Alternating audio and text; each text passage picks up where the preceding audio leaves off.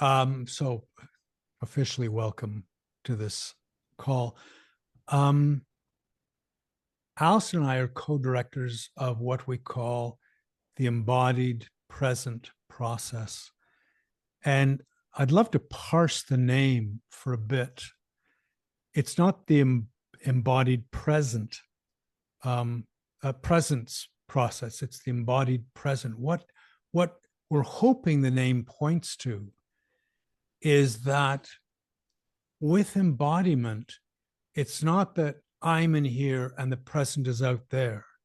It's that the present can be felt sifting through you in every moment. You don't have to reach to connect to the present.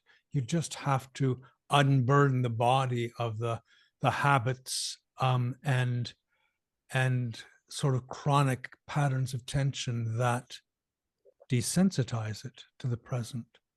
So under the embodied present process, I've written 3 books that are all fall under that umbrella: New Self, New World, Radical Wholeness, and most recently, Deep Fitness.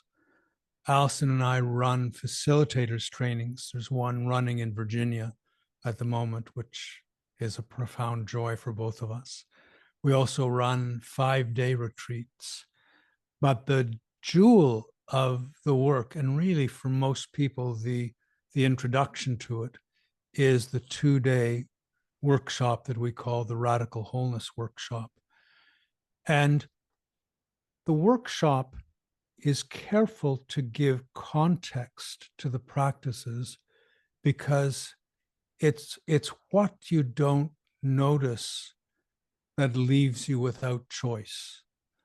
And we are so habituated to patterns of seeing, to patterns of breathing, to patterns of feeling our relationships with the earth, with the world around us. It's like a fish, being asked about water, and it's how do you question what is completely normal for you? And that's a question I faced as a teenager. I could feel my culture hemming me in, asking my life to be smaller, funneling my responses down these well-worn grooves. And some part of me, fortunately, understood that if I remained within my culture, that I would capitulate. And I say capitulate with a laugh because the word comes from head. Capitalis means head in Latin, and capitulate is to bow the head or lose the head. And so what I did was I left my home in Toronto and went to England and bought a bicycle and headed off for Japan. And I was gone for 2 years. And in those 2 years, I passed through so many different ways of understanding what it meant to be human. And every one of those ways was luminous. And every one of those ways was limited. And I could see the limitations because it wasn't my culture. And I could see the luminosity at the same time. And what those 2 years of travel provided for me was, first of all, a different understanding of intelligence, because I went to Japan to study a classical form of theater. And it's 600 years old, this form of theater that I'd seen in Canada. And the very center of the performer's life is deep in the belly. So there I was as a teenager being introduced to the Japanese concept of hara. The other thing I came home with was the ability to question my own culture.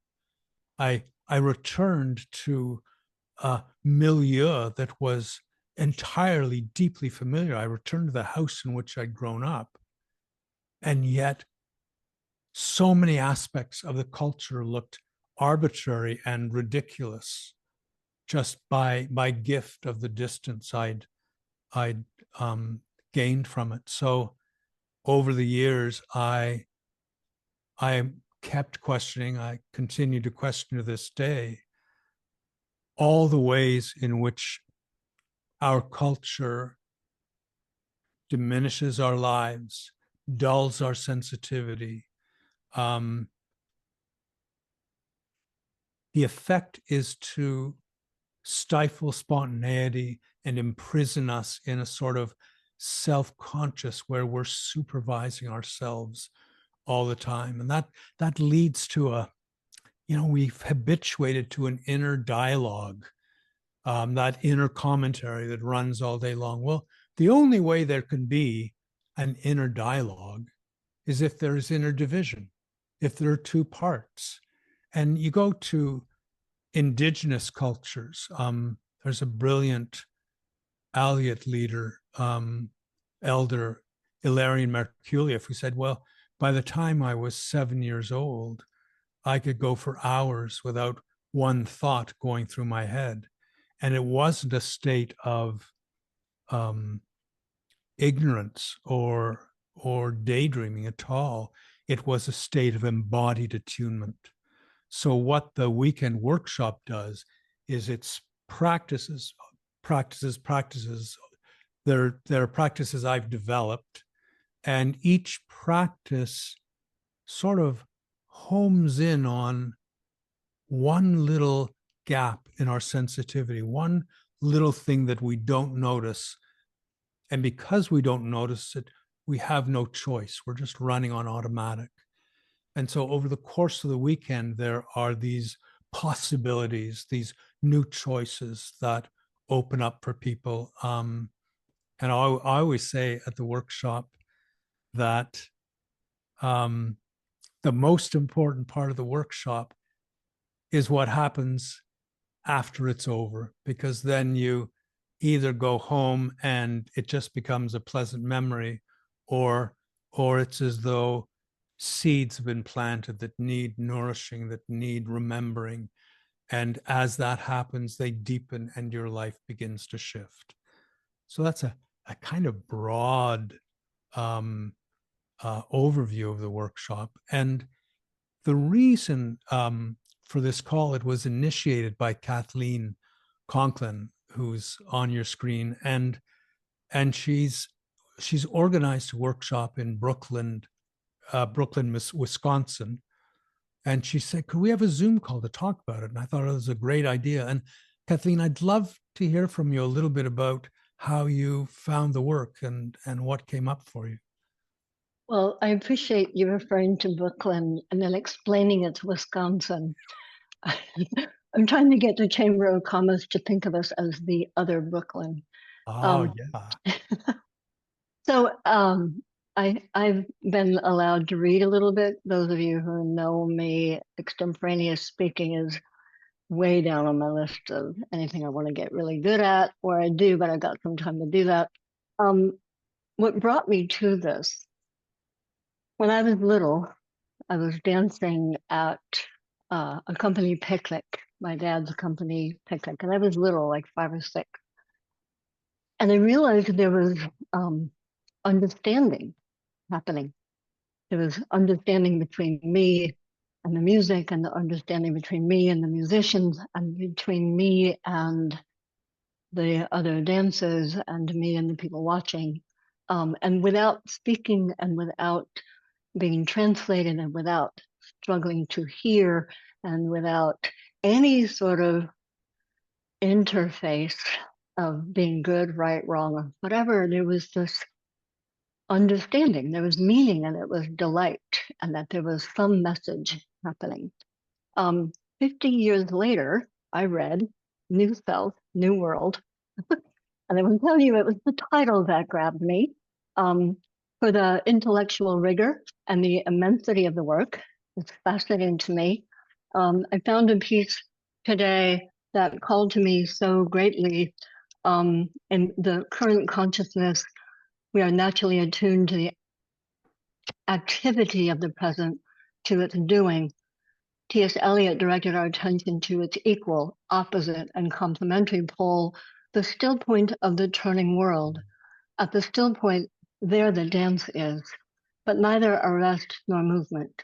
And do not call it fixity, where past and future are gathered.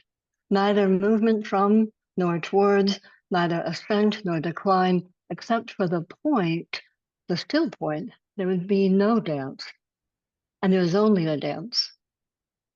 It is from that place of stillness that we can feel the world. The still point is the point from which our wholeness can be informed by the world's wholeness.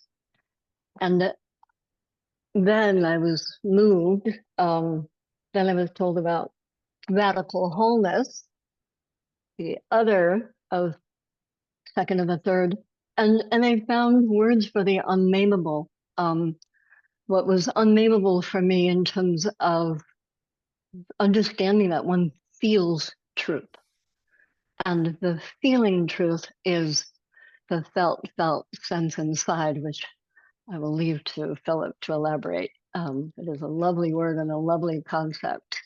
So that's how I got to find Mr. Shepherd, and then realized there was this workshop called Radical Wholeness. And I went to it a year ago today, in fact, with at least one other person who's on this call. And at that workshop, a couple of hours in, I thought, I know this, I've done that, I've seen this before, I've read that, and I do not mean to be flip, but it was kind of this, oh, okay, good. And then I realized I know this, not like it's all been done before, but my feeling knew it, my body knew it, and I could scrape away making notes and thinking intellectually about it. And so the other thing that happened when I was little, I knew I would live to see the end of the world. And if you want to end a date quickly or get more room at the hors d'oeuvre table, that is a good line to drop. I knew I would live to see the end of the world, but I did not know I would be right. And so at the moment, I think the timing of this is just incredible at what I think of as the flattening of the end of this world. It's the embodied process, which is a way to a new world. And I'm so honored to be able to host this workshop in June. Thank you, Philip and Allison, on the embodied process. Oh, Kathleen, thank you. And I'm thrilled to bits to be coming to the second Brooklyn, the other Brooklyn. Allison, I don't know if you have anything you'd like to pop in or add in. I wasn't expecting to, so let me just see what bubbles up. Yeah. The workshop for me, I've experienced it in so many different places now, and each time it's a vivid, unique, rewarding, fulfilling, deepening process. There's always, it's like the onion, kind of layer upon layer, just keep revealing themselves to me as I deepen my being and deepen into the world. Yeah, I would love to open it up to any questions people might have. That's sort of where the best answers usually come. And again, like I'm open to anything, any question, any curiosity, any comment. I know there are a few people on the call who have also taken the workshop, so if they feel like chiming in with anything, that would be wonderful to hear. Yeah, there's an invitation. Yeah. What was the workshop like for you, if you, or what did you take away from it, if you're willing to speak to that? Marianne, I can sort of see you rising to the challenge a little. I was trying to find the mute button. Oh yeah. So it was a year ago that I took this course along with Kathleen. And I will say that the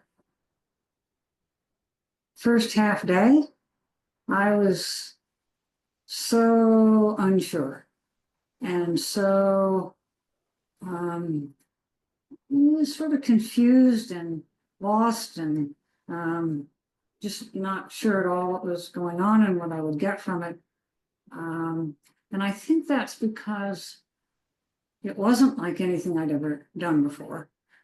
So I came to a class, and I have a way of coming to a class, and it wasn't like that. Not that there was no class part to it, but it was a very different class than classes that I've been to before. And I've been to a wide variety. There are a number of things. So I'm still very much working on what I learned. Very much working on what I learned. And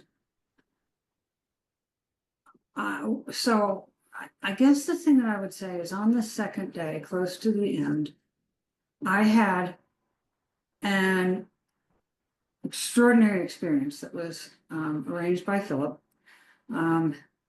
that still reverberates in my life when I'm in trouble. If I remember it, I have more agency and more capacity for, I'm going to say, participating in the world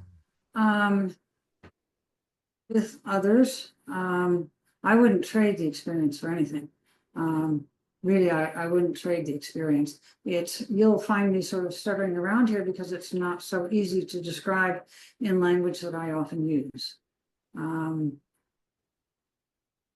Yeah. It gave me a feel for myself as a differently powerful person. Yeah. Yeah. That's lovely, Marianne. And I mean, frankly, I have difficulty describing it because the issues it addresses are issues of freedom in ways we don't understand. I mean, we're taught to think of freedom as a measure of our bank account, and to come home to the self in an embodied way is something that we don't talk about in our culture. The connection with the present in a way that you can effortlessly be present, ride the present, be guided by the present. And so the language that I would reach for to describe the work accurately is sort of outside the container of our culture. And the language that is familiar to us makes the workshop sound like something else. So I share your difficulty in describing it, and also, that sense of some confusion on the first day is in part a sort of necessary or even deliberate act on my part, because if there is no confusion, there's no need for anything to change. So there really is a sort of upending of expectations or hierarchies of order that we're used to, that will create confusion, but the confusion itself is making room for something else. At least that's my hope. Yeah. Thanks, Marianne. Yeah. That sounds exactly right to me, Philip. Yeah. Thank you. I would also add that the bonds of our culture live within each of us in entirely, usually different ways. And so that also makes the workshop hard to describe, because we can't say, here are the 5 things you will take away, because everyone's experience, they bump up against things in different ways, or different things are revealed to them. Everyone's discovery is particular to them. and the practices are so playful and gentle and sometimes frustrating and take you on a wonderful journey. Yeah. So just to say, we've got in April, we've got a workshop at State College in Pennsylvania at a Quaker retreat. And in May, we're going back to Boulder with a workshop, which I'm, of course, looking forward to. And we're in the real Brooklyn, the other Brooklyn, the second Brooklyn, call it what you will, in Wisconsin in June. I'd also like to mention that we're running a 4-day retreat in Ontario, a place called Port Colborne, which is 40 minutes, I think, from Buffalo. It's very near the border. And that's, the 4-day retreat is a very different experience because we're living together and eating together and discussing together, and it makes room for so many more practices than can be accommodated in a 2-day workshop.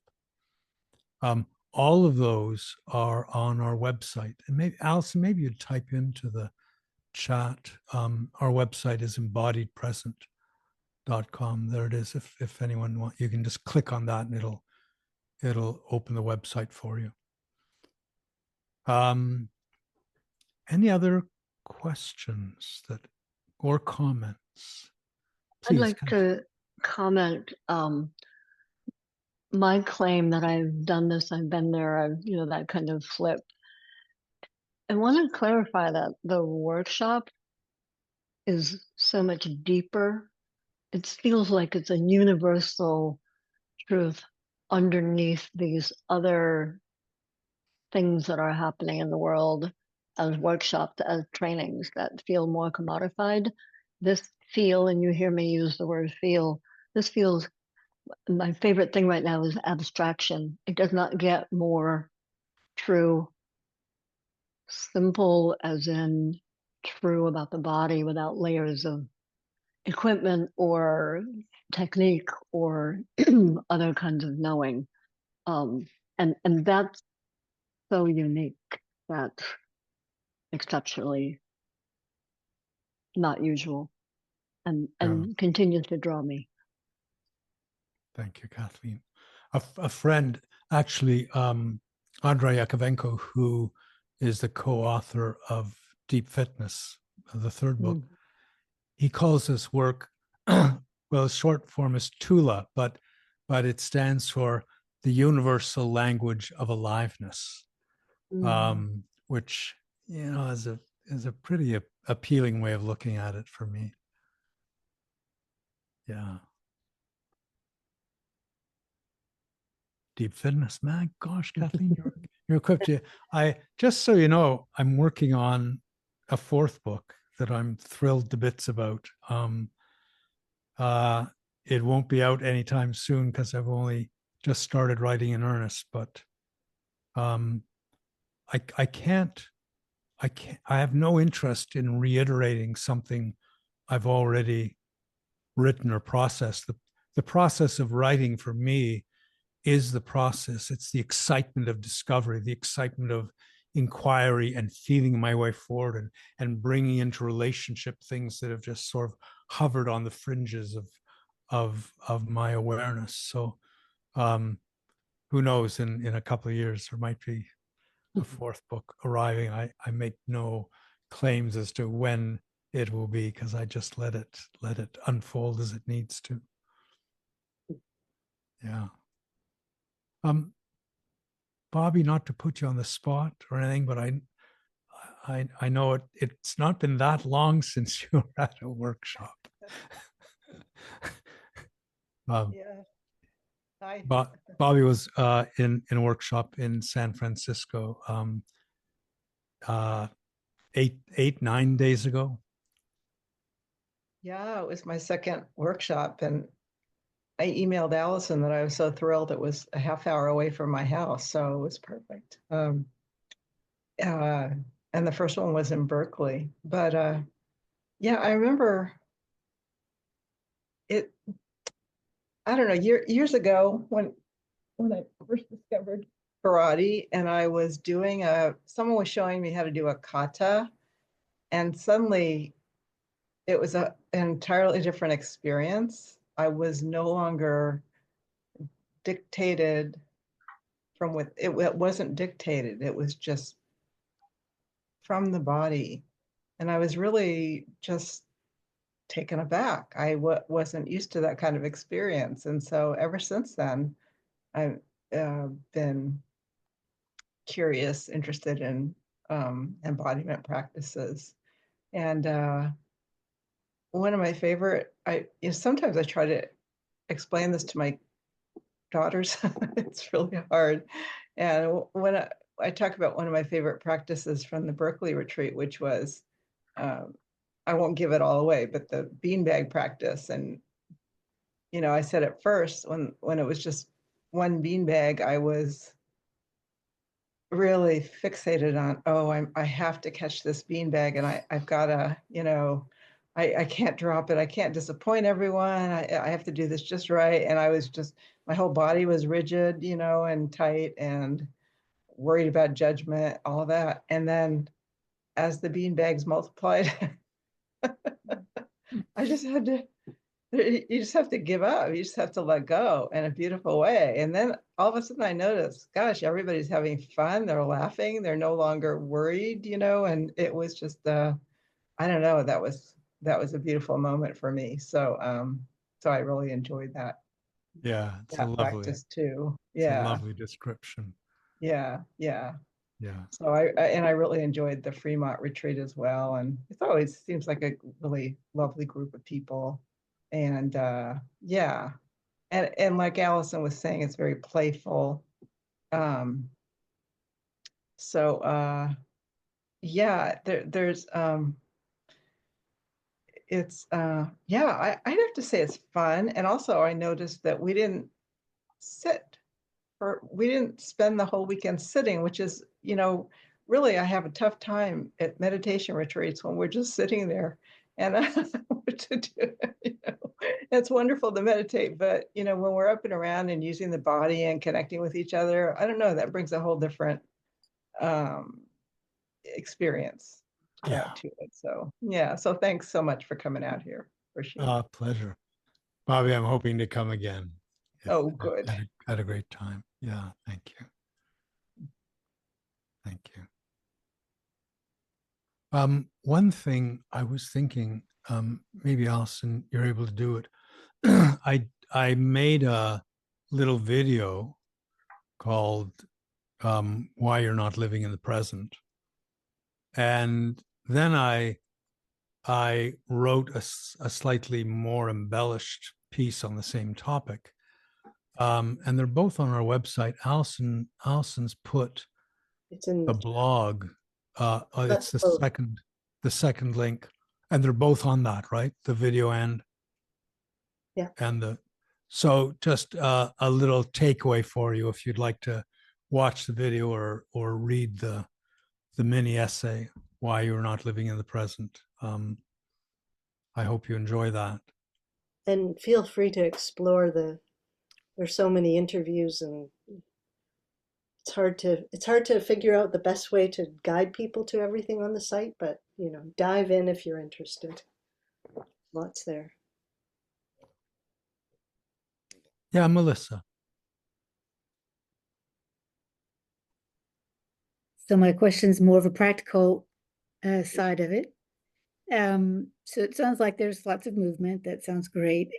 How large are the groups? Is it a big room with 250 people, or are these smaller? No, never more than 300. No, no, I'm kidding. We limit it to 18.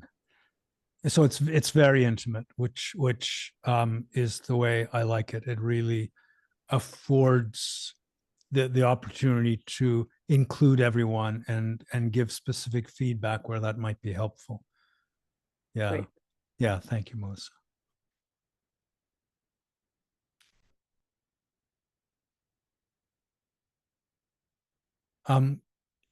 Cece, is it? I'm sorry, I'm not sure how to pronounce you. That's right, Cece. Oh, good. Um, Thank you.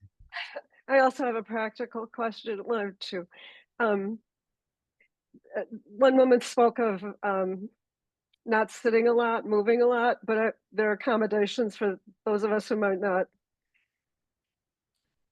feel comfortable on our feet all the time, or CC, how absolutely. much movement. Okay.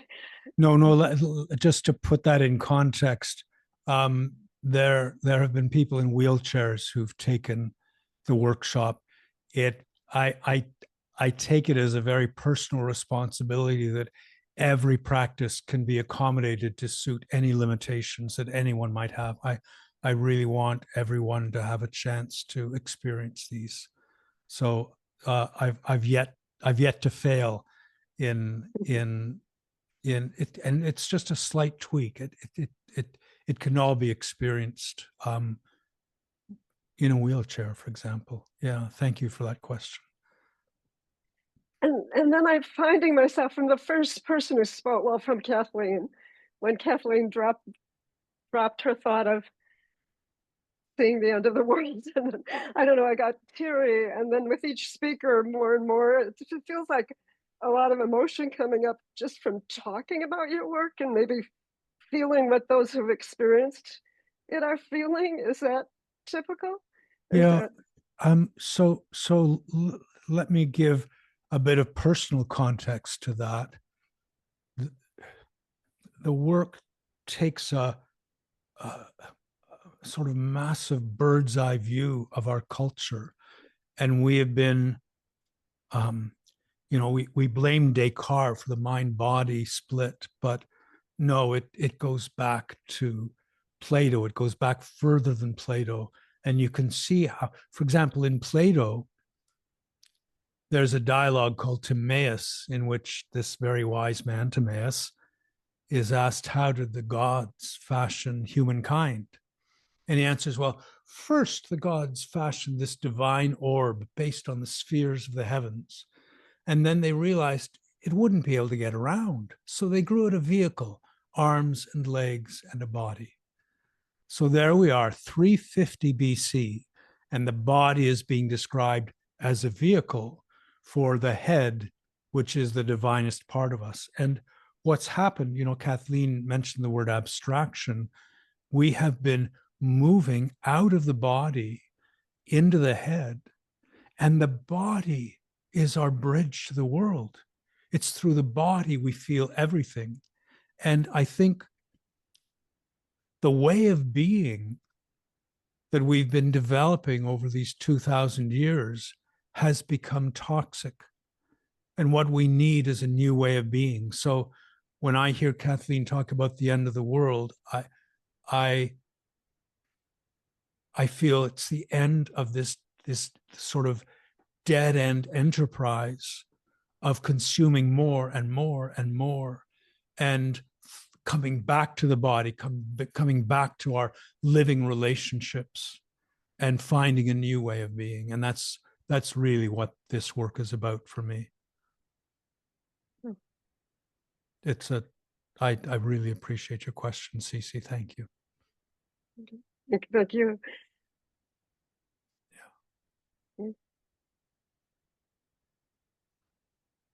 There's room for other questions if anyone has any. There's a little icon at the bottom, reactions, and you can do a hand raise there, or you can just wave at me. If you wave, I might not see you because there are 2 pages to accommodate everyone. But if you do the reactions button and put up your hand, I'll definitely see you.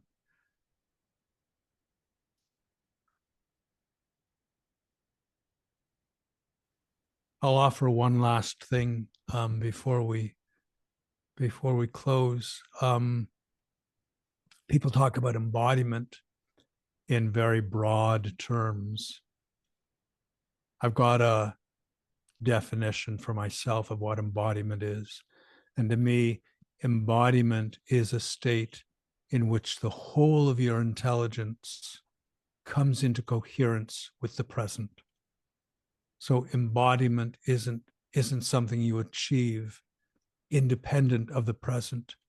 It is an embrace of the whole of your being as one intelligence that finds coherence with the present. And for me, there are 4 stages of embodiment, and they're all necessary.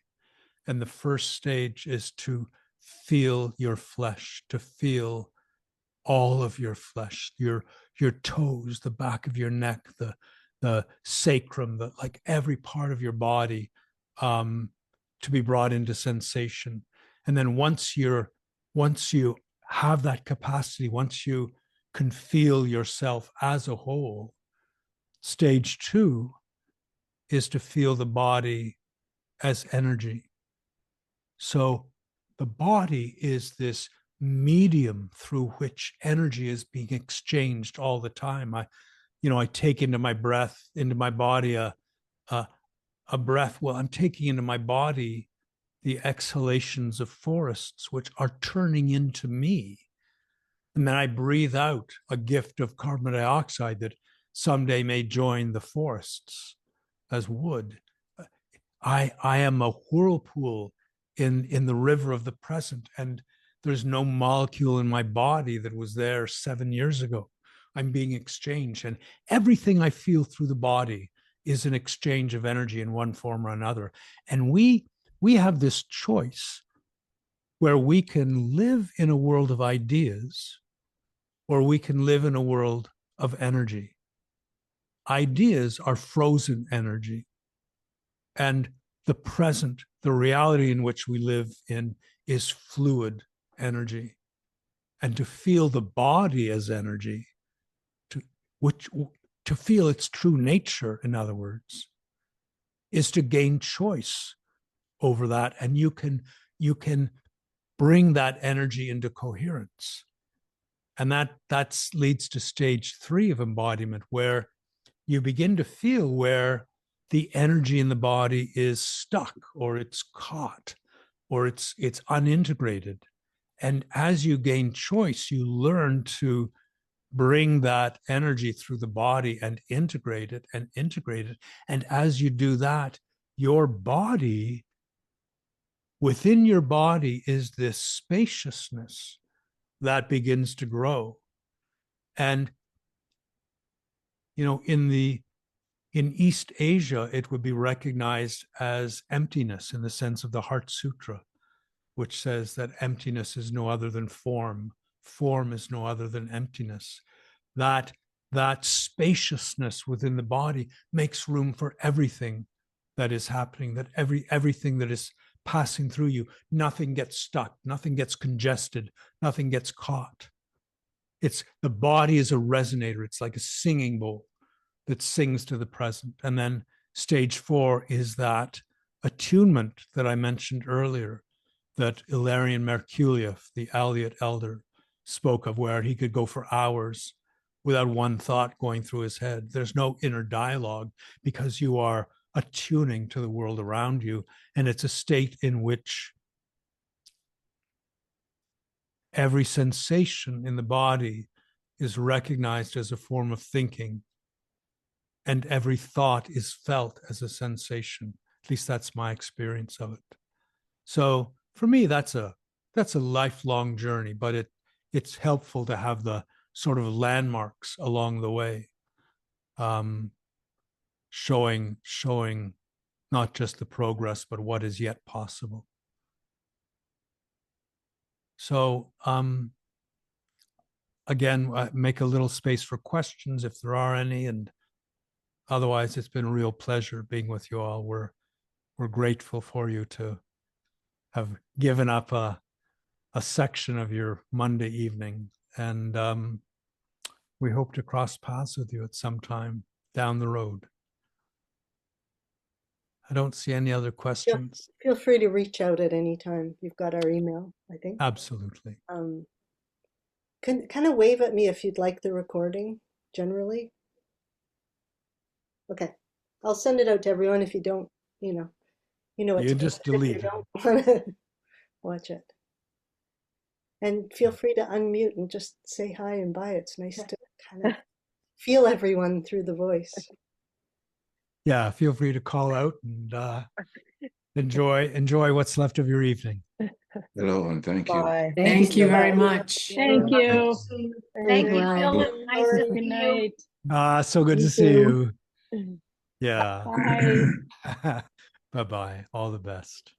Bye. Thank you. Bye-bye.